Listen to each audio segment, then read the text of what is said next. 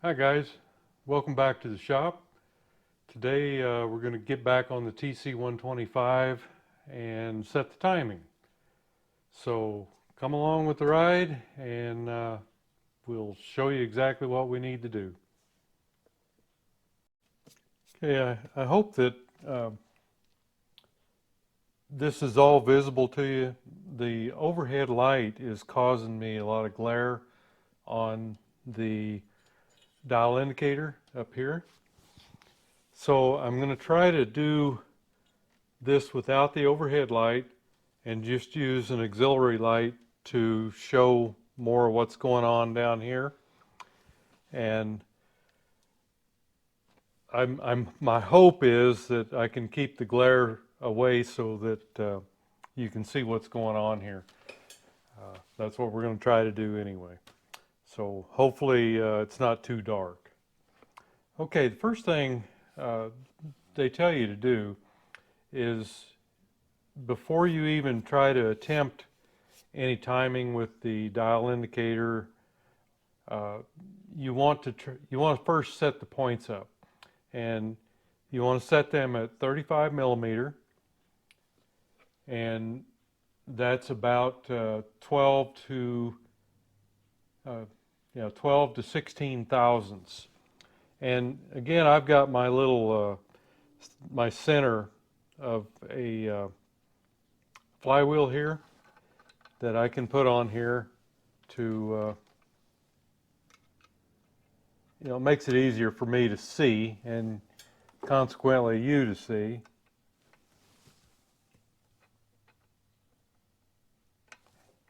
If I can get it on there we go.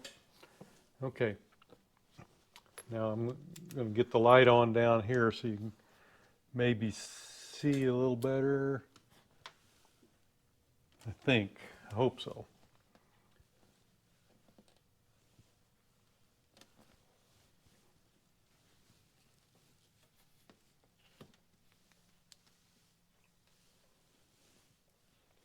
Okay, so you find the widest spot, and I think we got it right about there. And at that point, you set your gap, and I've already got it set here to 35. Actually, it's 33, 13 thousandths, so I'm splitting the difference on, now, not quite splitting it, but it's within the range, 12 to 16 thousandths, which would be 3 to 4 millimeters. Okay, so that's the first step they want you to do. And I'm going to do the rest of this with the flywheel on, because all you're going to do is adjust you're going to loosen the screw here and move the points with your screwdriver right here, back and forth. And that's the only thing that's going to be going on in there. So I'm going to put the flywheel on so there won't be any error.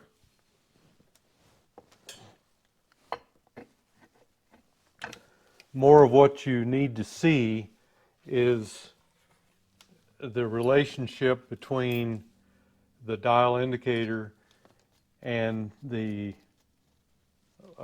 sound on the buzz box. You can introduce some error into your process here if this is if the flywheel is allowed to rock a little bit. I'm not tightening it down and torquing it. I'm just tightening it down to where I'm eliminating any movement. Okay, so the first thing you need to do is to find top dead center on your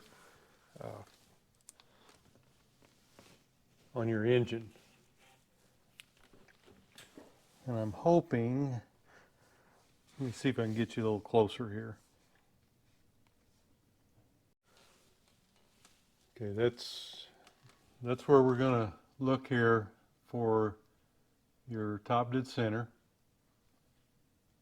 We're continuing to go up until we get to where the the hand starts to change directions. And it's right there.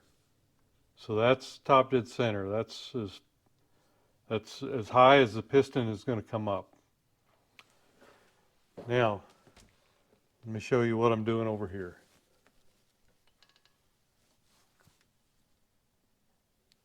Okay, I've got my buzz box, and I've got it grounded to the engine here, and I've got the other end into it's the black wire with the yellow tracer.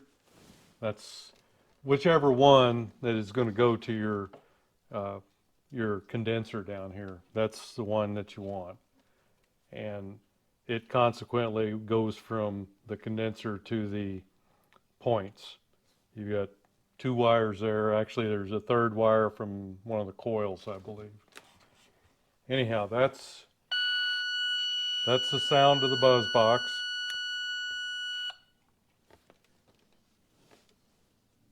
And as soon as the points close, let's just see it here.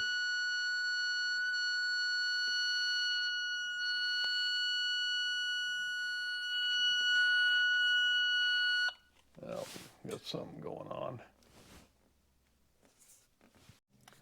Okay, of course the book talks about millimeters before top dead center, and the Suzuki book is no different. It's talking 2.20 to 2.62 millimeters before top dead center. And I'm using a imperial gauge, so that equates to 0.0867 to 0.1032. So that's about 0.0394 inches equals 1 millimeter. So if you look at the 2.2 to 2.6 that they're calling for, I just kind of split the difference here and call it 2.5 millimeters before top dead center, which that equates to 0.0984 inches. Right now, this is, let's see here, right there is top dead center. See, that's where it changes direction. So I've got that set, and what we want to do is we want to turn the flywheel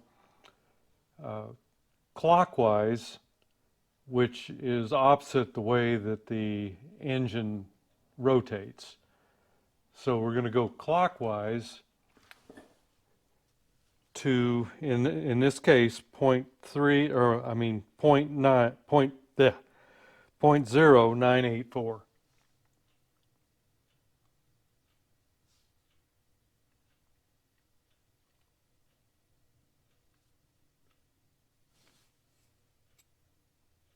Okay, so that's just about where we're going to go right there.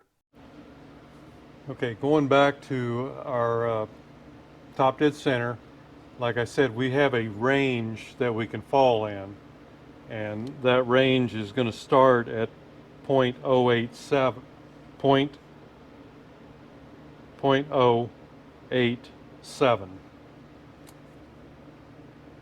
So if we go clockwise, 1, 2, 3, 4, 5, 6, 7, 8,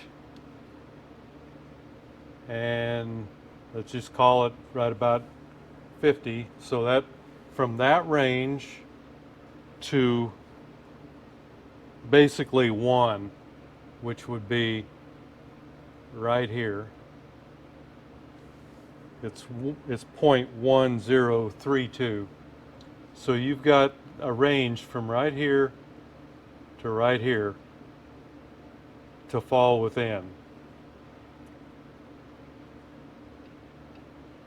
Now, I'm going to come back and with the buzzer on, and somewhere in that range we should lose the tone. And there we do. So it would be from here, right about here is the high end, and right about there is the low end. So as long as you fall in there, you're good. I've got this set at just about where it needs to be for the 2.5 millimeters, which would be 0.0984. So we're just right there. And what you do is you adjust, you find your range, or you find where you want your points to close, or actually that's where they will open, because you're going to go back the other way. The engine will be running counterclockwise. So at this point, you would put it on whatever increment that you want.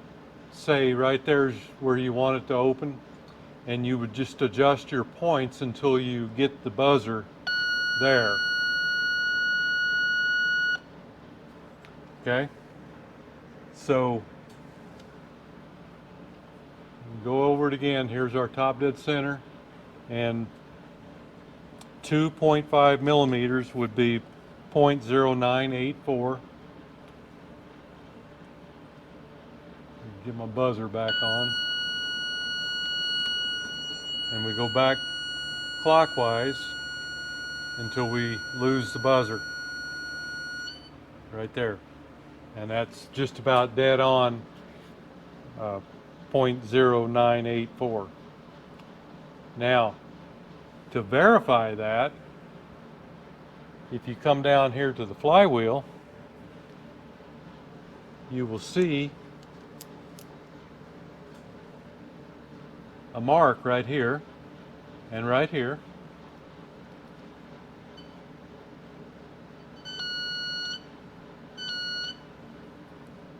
See, you've got a little mark right here on the case, and then a line, and this line.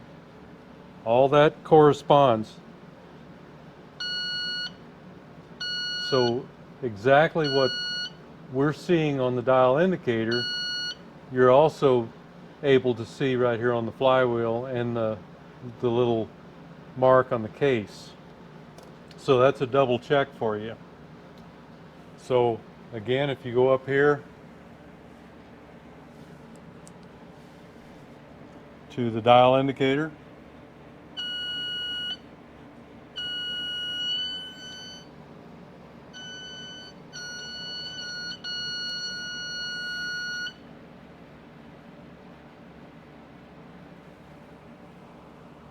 and you line up right there on the flywheel.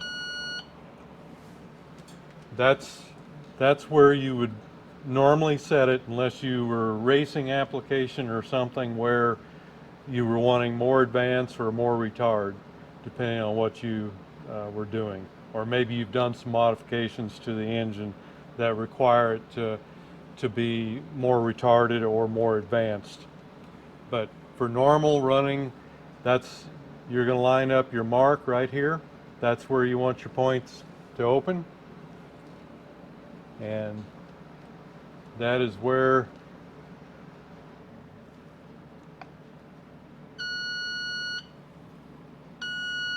they're opening on the dial indicator also.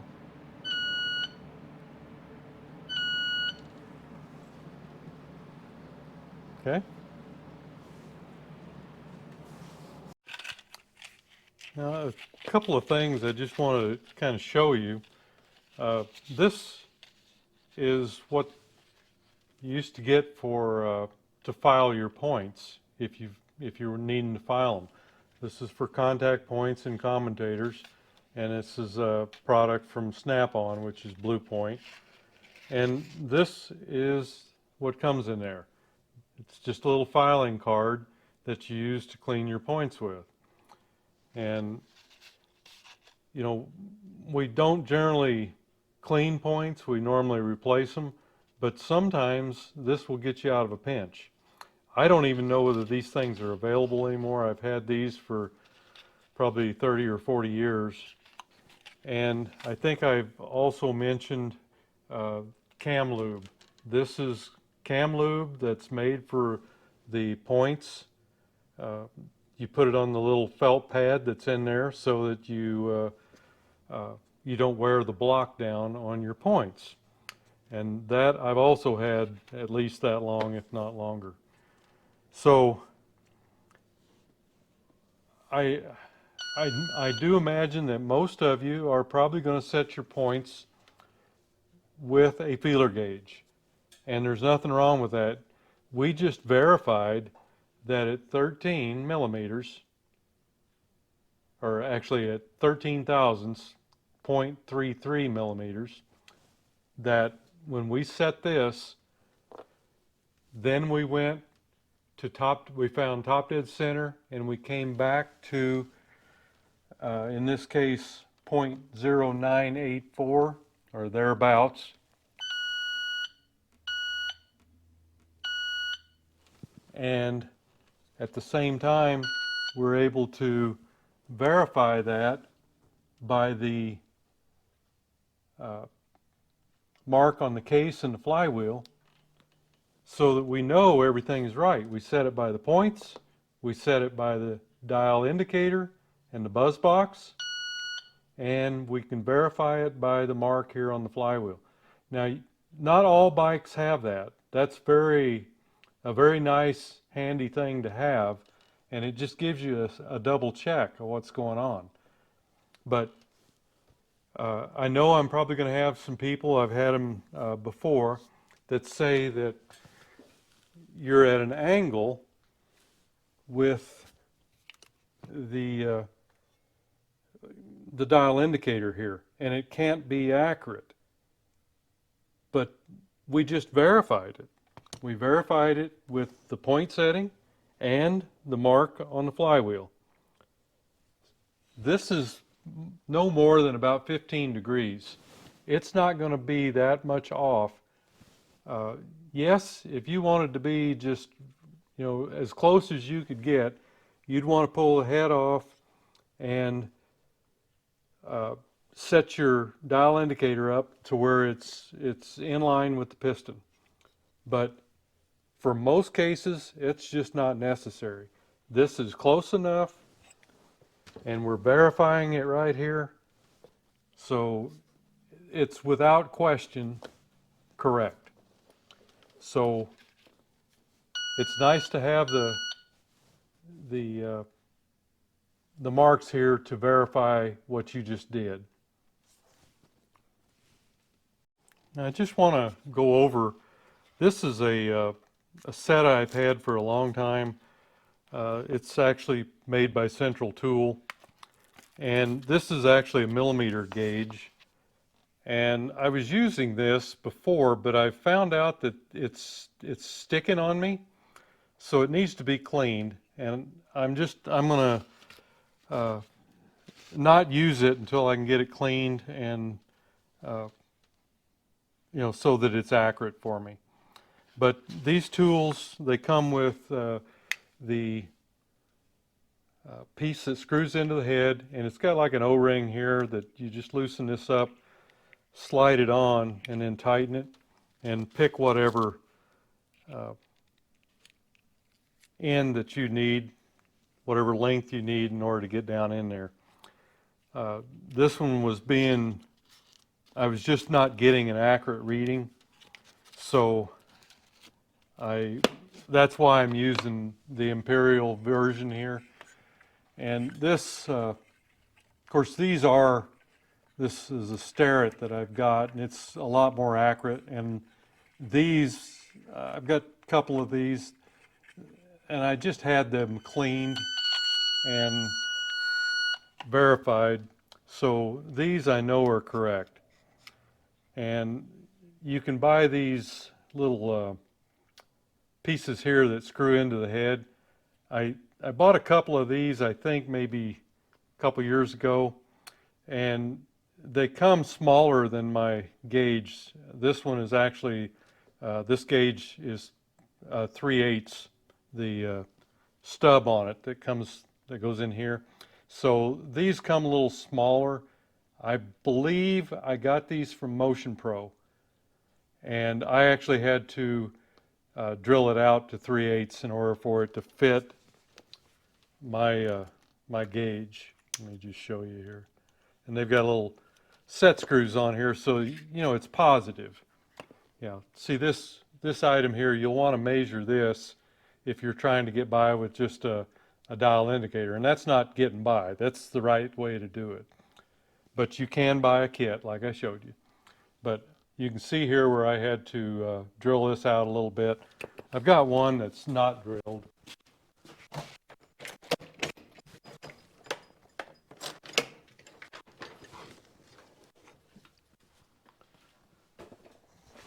So this is an undrilled one here, and you can just see it's a little bit bigger. Some of the dial indicators have a smaller stub that sticks out.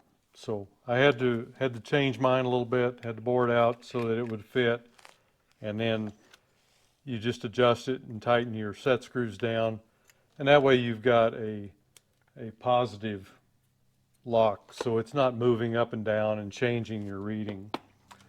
And you just want to make sure that it's tight in the bore of the spark plug hole, and that should, I don't know what else to tell you. It's not rocket science.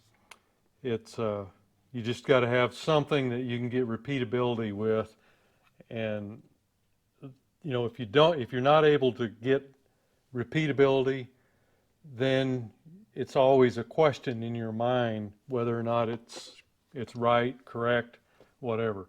So always try to be able to repeat what you're doing. If it's not repeating, then you've got something wrong in your setup. That's the point I'm trying to get across.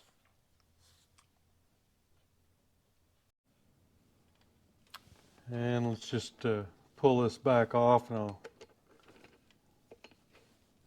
go over the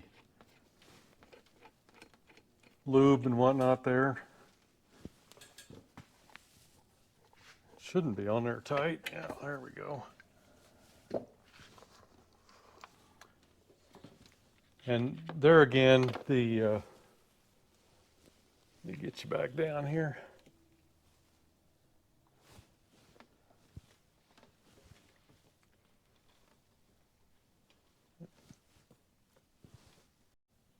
There again, the lube that I'm speaking of goes on this felt pad right here, and that's to lubricate the inside of the flywheel in this area right here. This is where your lobe is, and the lobe on the flywheel pushes up and down on the points here. So the lubricant keeps the wear at minimum on the point lobe there. So you can use oil on it. It's just I kind of like to stay with the grease, that way the oil, you know, oil can fly up and actually contaminate your points and stuff. It wouldn't if you had just the right amount, but if you've got an excess amount here, then it can do that. And well, you know, it would be also with grease. If you use too much, you're going to have a mess in there. So I like the grease. A lot of people use oil, and that's great. And you know, it will do just fine. Just as long as you have some kind of lube on there. Otherwise, you're going to be adjusting your points all the time, because this is the block on your point set is going to continue to wear. Okay, I've got the lube on, and I'm going for the flywheel installation.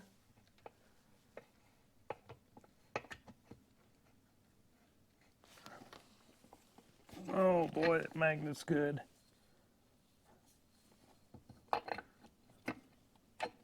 There it goes.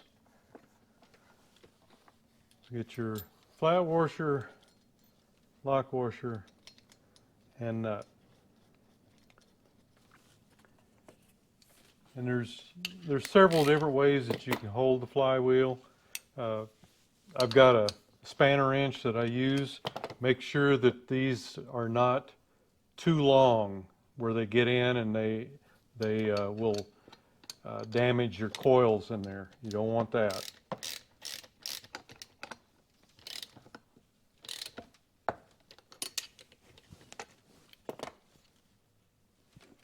Okay guys, that about does it on the timing, the point setup, lubricating the cam, all the little general things that go along with this procedure.